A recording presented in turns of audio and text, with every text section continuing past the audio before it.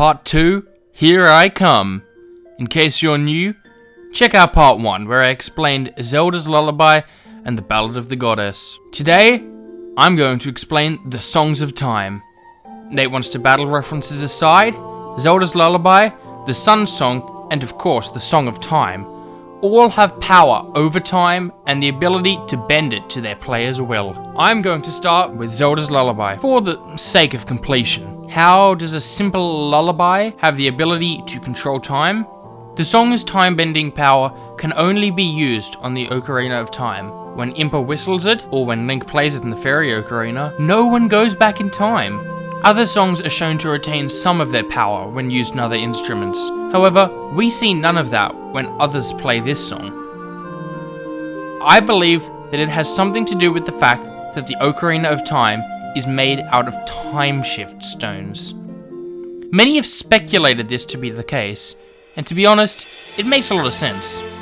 Hyrule Historia even hinted at this, not just once, but twice, stating that its blue-white radiance brings to mind the time shift stones found in the eras of antiquity, or even the Ocarina is the same color as the time shift stones.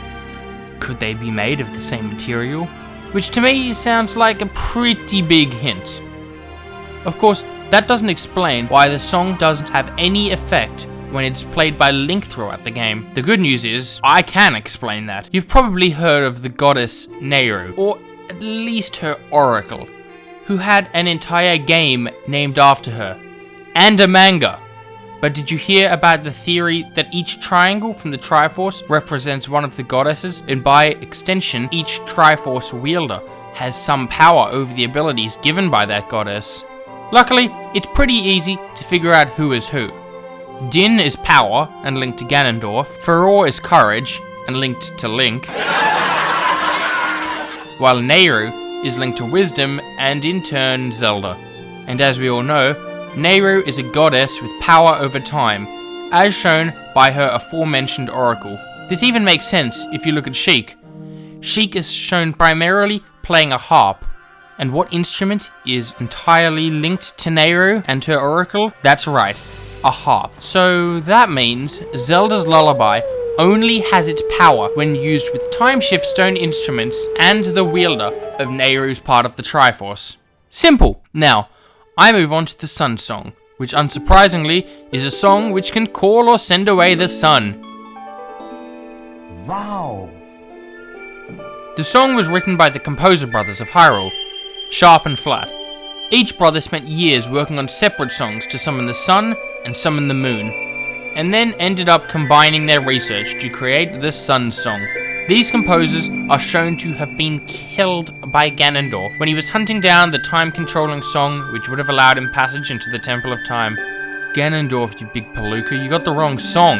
I can't claim full originality over this small part of the theory, as this part's been all said before by Vortexy Gaming. Go check her out, links to the original video are in the description. Both the Sun Song and the Song of Time are hidden songs of the Hyrulean royal family, each with the magical power to control time, so it does make sense that Ganondorf would make a mistake with which song he went after. Okay, now back onto my own stuff. How does this song use the power of time? As I said before, through the power of Nehru. But that's not the only power of the song. The song also has the power to cleanse the dead. While similar to the Song of Healing, there is one major difference. While the Song of Healing helps the dead, or those nearing it, the Sun Song primarily fixes those who are undead. Creatures like Redead. It stuns them, which makes sense. It brings forth the power of the sun, a substance that causes immense damage to the Redead. No! My one true weakness. Vitamin D! No! No! It makes sense, in the same way that in other games, such as the Final Fantasy games for example, undead creatures are weak to both fire magic, and let me tell you there's a lot of fire on the sun, and holy magic, also called light magic, and once again, there is light on the sun!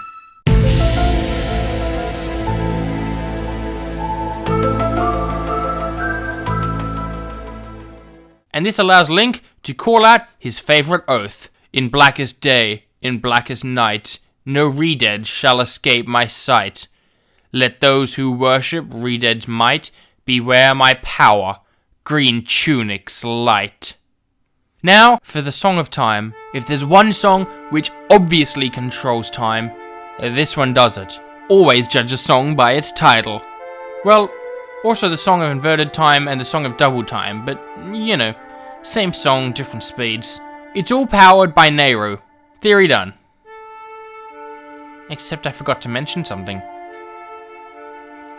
The whole other world. And let me tell you folks, there ain't no Nehru in Termina, which gives this theory a few problems.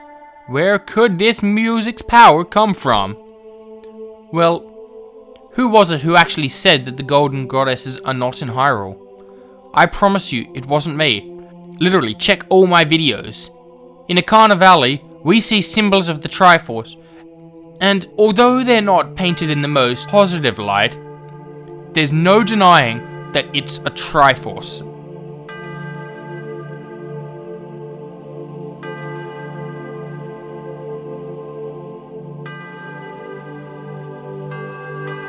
But what about the Golden Goddesses themselves? Any mentions of them? Well, we never see them referenced by name. We never hear Nehru, Din, or Farore. But there is something I noticed throughout the game. Tattle, our good old fairy chum, screams out, "Hey, listen! Somebody, anybody, Goddess of Time, help us please. We need more time." That's better. And she's not the only character who brings this up in the game. Various other characters also talk about the Goddess of Time, and as we've already mentioned, Nehru is the goddess with the power needed to control time. But where's the proof that Nehru is actually the Goddess of Time, and not the goddess with the slightly useful ability to control time? Different things, you know. Well, I carefully combed through the games, and I came up with absolutely nothing. So I had to look into some other officially released non-canon sources, like the manga. Now, before you bring your pitchforks, it's okay. It was a single line from Nehru. And if you don't like non-canon sources, well, excuse me.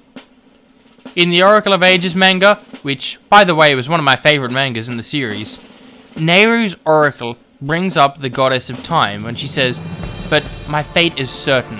I cannot outwit the Goddess of Time." It's pretty obvious that she's talking about Nehru, what with her strong connection and all.